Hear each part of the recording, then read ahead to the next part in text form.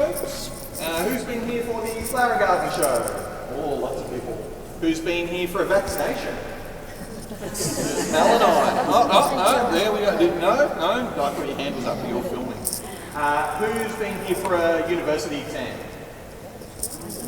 Was it stinking hot or freezing cold, or do you not remember? I only remember the panic and the anxiety. That is a very common answer. If you have a look at the interior of the building, quite a beautiful building. University students, if you ask them what do you remember about the interior of the building, they will respond, I don't remember anything about it. It is a very common answer. There's been university exams in this building for over 100 years now. We've had exams of all sorts here as well. High school entrance exams, public serving exams, but in more recent years, or in fact not even recent years, over the last many decades, we have had University of Melbourne exams here as well. A bit of a myth built up, especially through the 70s and 80s amongst some students. At that point, the building was often infested with pigeons. We still get them in here, nowhere near as bad as it used to be. But the myth built up that if a pigeon pooed on your exam paper before you started, it was a sign that you would have good luck on that exam. Now, I've had one gentleman come along on my tour and he said that in his university career, he was very much a C average student. He did nothing exceptional his entire university career. The only high distinction he ever got was the one exam where a pigeon pooed on his exam paper before he started. I like to think that lends a little bit of credence to that particular myth. What we're going to do from here, folks, is we are just going to head straight across the floor this way. Now, you are going to be inclined to stop and want to take approximately 1 million photographs of the interior of the dome. But we will be coming down either to the ground floor here or the mezzanine level just up there, and we'll turn that towards the end of it all. And we will talk about the art just a little bit at the end of the tour, and that will probably be your best opportunity to take some photos at that point. From here, though, we are going to head down into the basement gallery space. As I mentioned, there is the option of taking a lift if you would like. It is one flight of stairs down. And on that flight of stairs there is an unexpected surprise. I won't give you any spoilers for what that is, but I'll... It looks like it's come out of an opera. It's very good. Come on down this way, folks.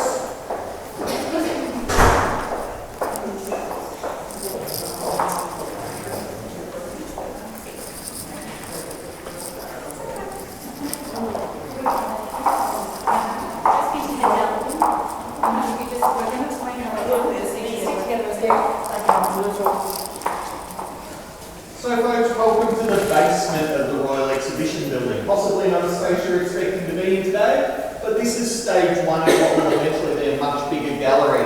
We'll remove this wall here, which was put in as a temporary measure, and this is about 1/4 to 1/5 of what will eventually be its own gallery, dedicated just to the Royal Exhibition Building. There is a lot of history that has come out of this building, and we really do need a gallery of its own just to do it justice. You will eventually be able to come in here independent of the rest of the museum. You'll enter through these glass doors here. That is still a long way off, unfortunately. All of these things take a lot of time and money. But hopefully if you come back in a few years' time, you'll be able to pop in through these glass doors and check out the exhibition building exhibition. So I mentioned that we are in the Carlton Gardens today. The Carlton Gardens have been in use for quite some time. Now, when I say quite some time, our current estimate is that there's been human habitation in this area for over 40,000 years now. Through their storylines, local elders tell what it's like to live in this area, and they say that it was almost like a food forest, a really comfortable, easy place to live. Over thousands of years of different forms of fire stick management, things like that, the area had turned into largely a mix of Managammut and Banksia scrubland and open grasslands. It meant that the trees were really easily accessed for their timber, their fibres, their food, and the open grasslands were burnt in succession so that you effectively had almost like fenceless paddocks. Different wildlife would be attracted to different levels of the growth in the grass, and it meant that you could manage your hunting grounds a lot easier. It wasn't what the Europeans thought of as agriculture though. So when John Batman has come up from Tasmania in 1835, he has met with the local elders, to purchase what he saw as unused land. Now, he signed a contract with the local elders for ownership of that land. There was a couple of obvious problems with that one. Firstly, the idea of a contract completely made no sense to the local elders. They had no idea what putting a mark on a piece of paper meant to this man. It was irrelevant to them. And also the idea of ownership of land was just completely alien. You don't own the land, you are part of the land. You live on the land, it is country, it is who you are. So it all really didn't make much sense to them. They more interpreted it as he was providing a payment or a gift for the destruction of their hunting land, and then, as would be standard for another group coming through, you would pay that tribute and then you would move on. Obviously that is not what happened. Especially in this case, as Batman had given the impression he was operating under the authority of the British Crown, but in actuality he was more operating under the authority of his bank account. John Batman was very much a businessman and an entrepreneur and had quite the unpleasant reputation in Tasmania. When the British representatives found out what Batman was up to here, they have sent their own people in and they have taken over the settlements wholesale and negated any agreements that would come up with anyone. So, it's alright, come and say hi. So Melbourne started off very much as a quiet farming community. It was not a big city. We were very much a backwater town, focused largely on wheat, on cattle, on sheep, with a little bit of timber and also whaling and sealing as well being fairly common.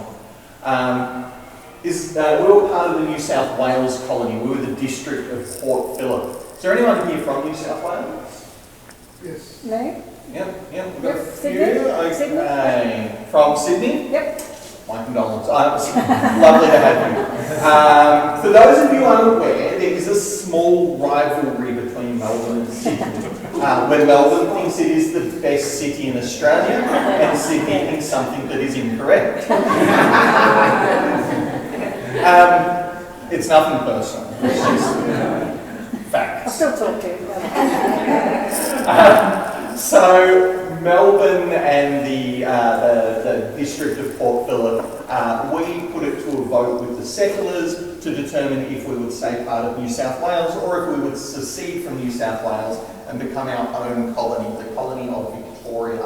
And that was a fairly unanimous vote. So on the 1st of July 1851, we were declared the colony of Victoria. At the same time as that, something else important happened in Victoria. Anyone want to guess what that might have been? Gold. One of the biggest gold rushes of all time kicked off at about the same time. And if you want to make the assumption that maybe we knew there was gold in the area beforehand and just forgot to mention it to New South Wales, there is a lot of evidence to support that. So we went from being this sleepy little farming community to, by 1880, we were referred to as Marvellous Melbourne. Our population went from about 10,000 in Melbourne to 250,000, with several of the big Victorian cities like Bendigo and Ballarat having almost equivalent populations as well. It was a really big thing. This weekend in particular, the way I've been comparing it, it would be the equivalent financially for Victoria to have had 10 Taylor Swift concerts each year for 18 years. That's how big it was for Melbourne. It was huge. We became at one point the second biggest economy in the world. It was very, very lucrative for us. The other thing though in 1851 that happened was all the way over in London, and that was the Great Exhibition, the first of the international exhibitions. And that was held in the Crystal Palace. The Crystal Palace was a very beautiful and ornate, very modern in its style for the time, building largely built of steel and glass. It did have a lot of timber as part of its construction still nonetheless, which is why it eventually got into the ground, as many of the great halls have done over the years. It did spark, however, no pun intended, the start of the golden age of international exhibitions. The international exhibitions were a way for different countries to come together when international communication wasn't exactly an easy thing, and they could showcase their culture, their resources, their technology, and especially businesses from around the world could get well known around not just Melbourne but around Australia. Particularly in Melbourne though, if you do a walk around Melbourne, have a look at any colonial era building, there's about a 50-50 chance that Reed and Barnes were involved in the design of that building. They had a lot of the big ones under their name.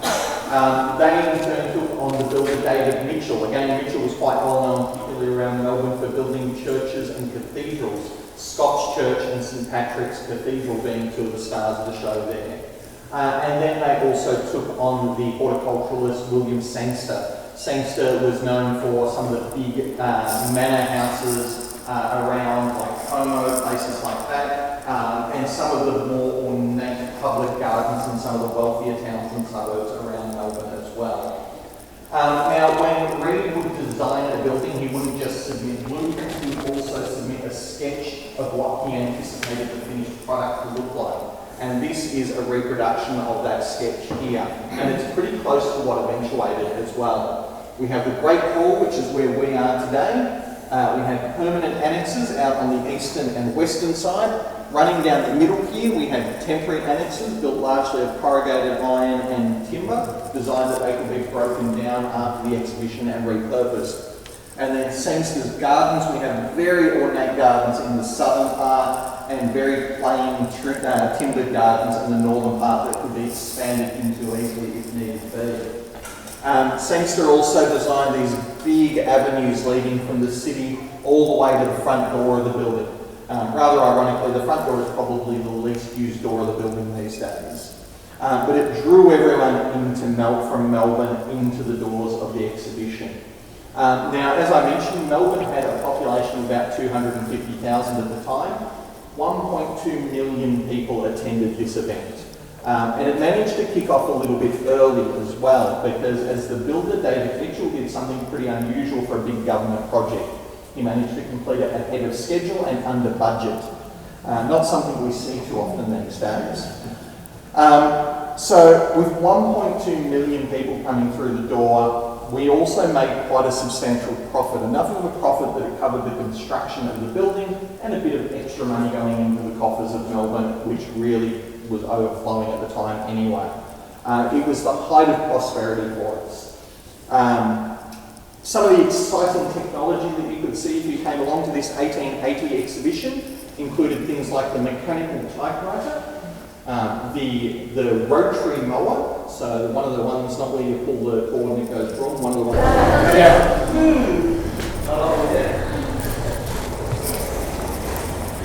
So here we are at the top after 9 flights of stairs.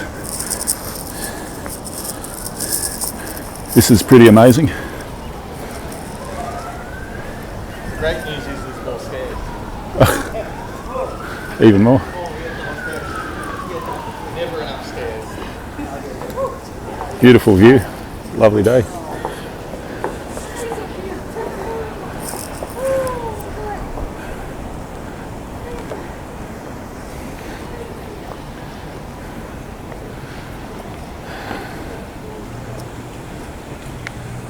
Ugly apartment blocks in the distance.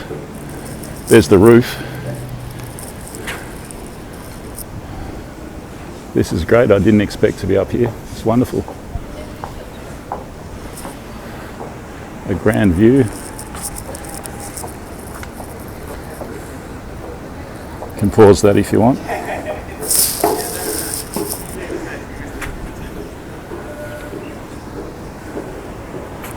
Huge big trees down there. I think they're figs, Moreton Bay fig.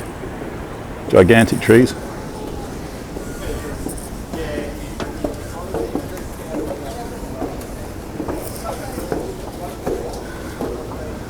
Yeah, this is great. So it's a tour. The whole thing's a tour. I got onto it with 2 minutes to spare. It started at 2 p.m. Got onto it at 1:58 p.m. and there was no space left on the tour. And I begged. I didn't beg. She asked if I could come on, and they said yes. Pretty amazing. Real contrast of the old and the new.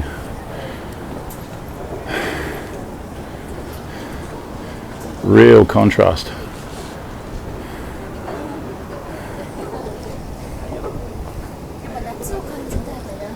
So you can go all the way around there, you can go all the way around here. Such a good view of Melbourne. Wish I could have my everything up here, birthday party, wedding, you name it. This is the place to be if you ask me.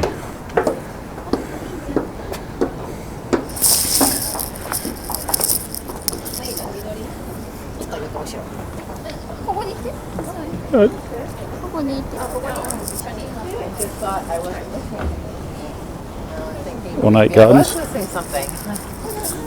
Yeah. Oh, it's hot up here.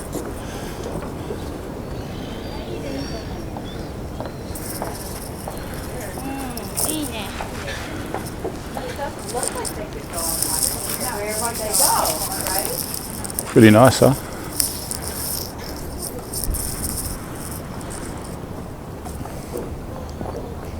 Top of 29 degrees today.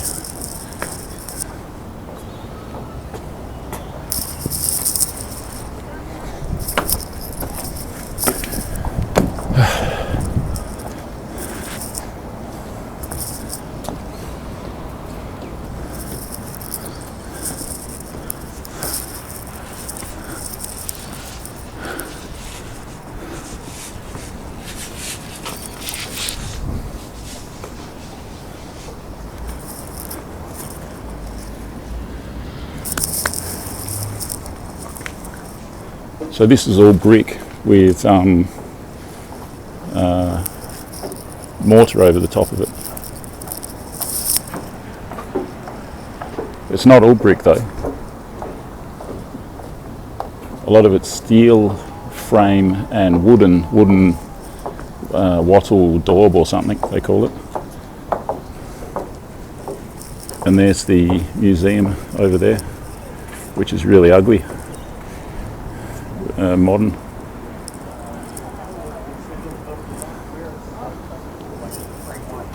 It's got an IMAX in it. I've never been to an IMAX. That might actually be good. Don't know. Got a view of Melbourne inner suburbs, and the city off in the distance there, far away.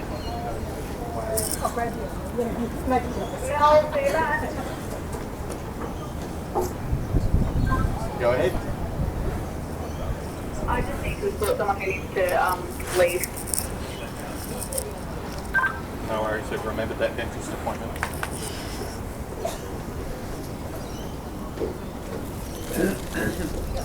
That goes up there.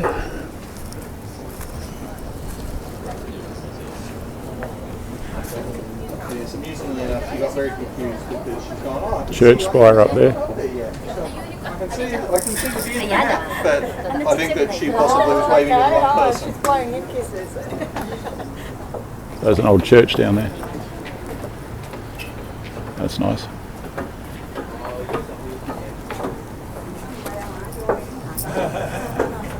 So that used to be a car park looking at the photos then? Yeah. It's been a whole lot of different things. Yes, it's been a car park, it's been a bicycle track, there's been just gardens, all sorts of different things. So how long was it? The footy home, 2000 that opened. Okay.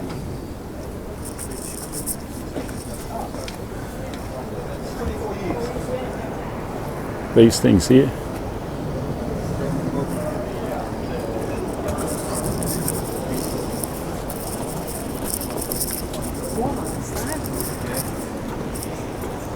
It's the fountain.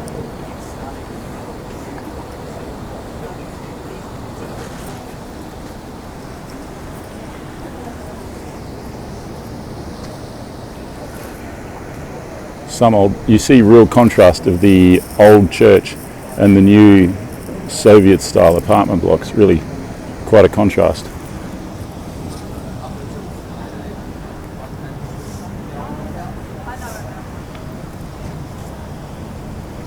It's quite serene up here, it's quite quiet. You can hear the rushing of the water of the fountains down there. That's about all you can hear. Maybe a jet flying over somewhere, that's about it. Very pleasant.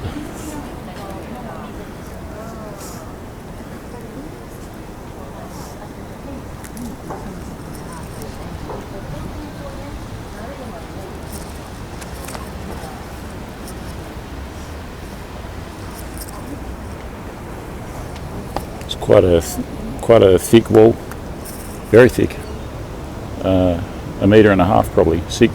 No, how many feet? Almost 5 feet maybe, 4.5 feet. And that's the dome in there. Up in there is the dome.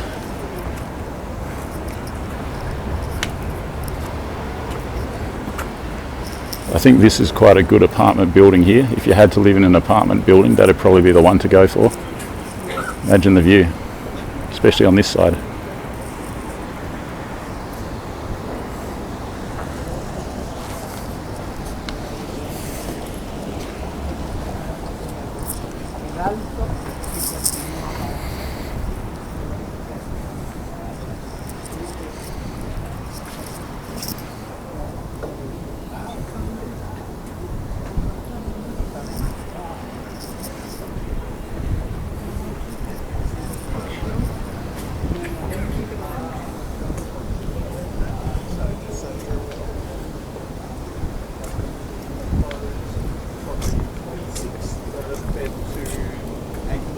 Be a great place to have a barbecue, wouldn't it?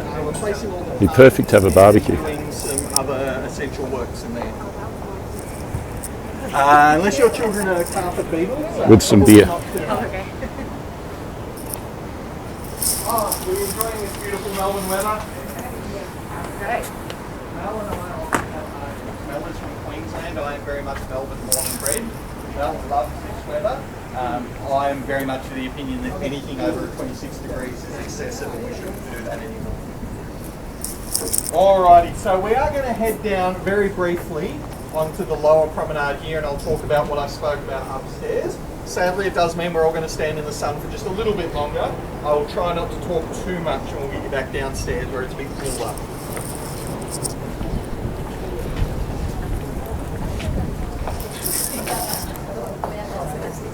Artistic choice for the building. It was to show that Melbourne had so much gold that we could use it for roofing our buildings. It may or may not have been a deliberate snub to another city. The other thing though that I mentioned was the white spikes, those finials on top of those green arches. They look a little bit bigger now that we're up here, but again they stand about 1.5 meters high and are solid cast iron. In 1988, we had a bicentennial concert in this building. 200 years of European settlement in Australia, and they celebrated that with a massive choir, 1,500 people. My partner was actually in that choir, and she says that when they were up on the western end of the building here, as they would hit their big crescendos, a few seconds later you would feel that wave of sound just bounce back at you. Not to be outdone though, there was also a military brass band. And amongst the different tunes that they played included Tchaikovsky's 1812 Overture. For those of you unfamiliar with that piece of music, it includes an unusual instrument called a field cannon. In this case, they had 4 half-sized field cannons that fire multiple times during the big crescendo of that piece of music. My partner says that everything shook. The people shook, their seats shook, the walls and floors shook, everything shook. About 3 days after that event, one of those finials tipped backwards and it fell through the slates of the roof and it fell through the interior of the dome, smashed through the floorboards and shattered down in the basement. Luckily the building was empty because, as my partner has now confirmed, where it went through the floor is where the conductor was standing. If it had have happened during the concert, I suspect we would have made international news and not for any good reasons. Now, that did inspire us to send some folks up into the dome to check out what was going on, and they determined that yes, the dome was at risk of collapse. So they undertook a massive bit of construction work to restore everything to a safe standard. That included putting in sensors that detect the amount of movement in the structure. And it's actually the reason that there is the scissor lift underneath the dome at the moment, because they are replacing those sensors with more modern sensors so that we can continue to monitor the building when it is used for large, loud events. we have things like raves in this building at times, so it is definitely worthwhile to make sure that the building's not about to fall on us at any stage. One of the other things that they did during that period in the late 80s to the early 90s though, was that they redid the interior artwork of the building, and it was a reproduction of the 1901 Federation event artwork. So we're going to head down to the ground floor and we will talk briefly about that artwork. There is every possibility that that scissor lift may be operating. If it is operating, I will keep it fairly limited as to what I say. If it's not, then you can happily hear me talk all about the artwork that I love so much. It's not.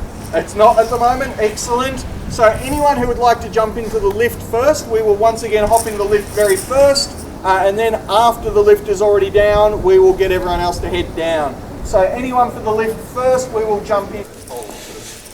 Then I'll cross my arms. That's what I do when it's cold. Otherwise it's always t-shirt weather and I partner took photos of me last time we went to the snow because it was a lovely, beautiful sunny day. Sure, it was -1, but it was beautiful and sunny. And I thought, I can sunbake and not get gross and sweaty. So I ended up just stripping down to my pants and just lying out on a blanket on the snow. And it was the loveliest thing until my kids decided to try and get the snow down. That was a bit more for me.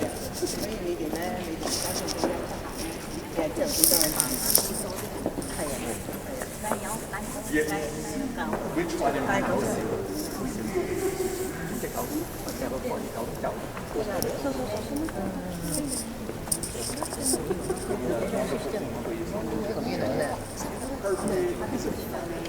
It is the right level, which is generally how I look.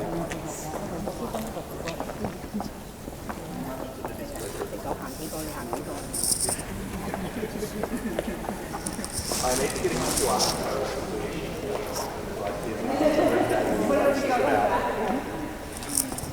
We're almost all down. Alrighty folks, so we are already well over time, so I do apologise for those of you who have got important places to be. I will try to keep this fairly quick. Now, while the scissor lift isn't running, I think we're probably right to stand on over here. So, as I mentioned, the artwork of the interior here was redone based on the 1901 Federation event. That was chosen as it was the event that we have the best records of. Sadly, in 1953, among the other buildings, outbuildings that were destroyed by a fire, included the records office for the exhibition building. So prior to 1953, we don't have a lot of information. But the Federation event, being a big international and especially nationally important event, was very well documented. So the artwork I'll just quickly talk about now. So over here we have the sylphs, or the ladies of the dome, the 8 ladies. With her mirror we have truth. With her scales over here we have justice. Over on the eastern side we have dawn. On the western side over here we have evening. And then we have the seasons of summer, autumn, winter, and spring. Not that anyone ever asked. When these were originally painted in the 1880s, they were not quite so well dressed. That lasted about 2 weeks before it was insisted that they be covered up to be a little bit more modest in their style. We do also have 4 Roman deities. We have Mars, Mercury, Venus and Hercules. Venus, I suspect, got a bit of a pass on the decency rules because she is so high up and was too difficult to do any additional work on her. The other things that I'll point out though are these big arches are called lunettes. Now these specifically tie into that Federation event. So over on the eastern side here, we have the lunette of governance with the goddess Minerva in the middle, Roman goddess there with her book of wisdom on her lap. And that is to signify that a new government needs to be wise. On the southern side here, we have the arts as applied to war, with Britannia in her chariot riding off to battle, and with all of the various Amazons supporting her as she goes into battle, showing that a new country needs to be able to defend not just itself, but its empire as well. Over on the western side here, we have the the event of Federation. That shows again Britannia in the middle with the British coat of arms on her shield, overlooking all of the new states coming together. All of those other individuals with their various shields depicting the different states. Worth noting is the fact that in front of Britannia, Victoria and New South Wales are shaking hands. That's why we get along so great these days. On the northern side, we have the Lunatic of Peace, depicting Britannia reclining on a lounge with a lion behind her, in front of her, showing that the empire is slumbering but is ready to pounce. A new country needs to be able to perform artistic and peaceful endeavours. Now, when we started doing some major works to the building in 2018, one of the first things that they did was sealed up the many leaks in the building. It used to leak like an absolute sieve in here. An unexpected side effect of that is that for the first time in well over 100 years, the building is now fully drying out. As a result, we have had plasterwork starting to crack and crumble as it has dried out, and we have artwork starting to split and peel as well. It is unfortunately one of those things that happens with old buildings, much like painting the Sydney Harbour Bridge. You start at one end, by the time you get to the other end, it's time to start at that end again. And restoring an old building is very much like that. So I would like to thank everyone who's come along on the tour today, because the price of your ticket goes towards the restoration work that happens in this building. But in saying that, if anyone does happen to have $1 million or $2 million sitting behind the couch that you don't need, we are more than happy to take a check as a donation. And that is quite okay with us. But from here, folks, we are going to head back out the door just over on this side. And Mel will collect your lanyards back off you as we exit out. If you've enjoyed the tour today, once again, my name is Matt. Specifically, I am Matt with a beard, because there's two Matts, and if you didn't like the tour, just say Matt, and that's fine, they don't know who to blame. And we've had Mel over there who has helped us not get lost as we go around the building. So thank you very much, everyone. You have a great day. Thank you. As long as it's not a Matt's question.